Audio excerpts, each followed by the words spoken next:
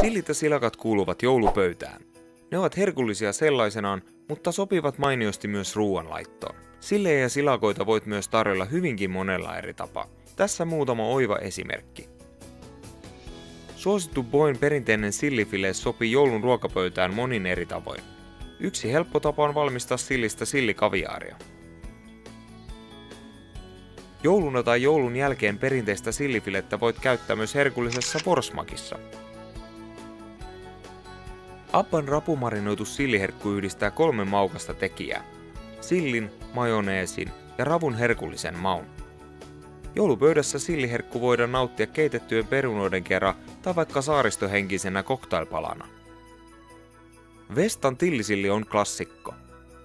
Kokeile tillisilliä vaikka hieman modernimpana tapaspalana perunan sekä tuoreen piparijuuren kera. Uudet tahtisilakat voidaan kattaa joulun kalapöytään suoraan purkista. Uutuuden makuvaihtoehtona on sipuli, sinappi ja katajanmarja.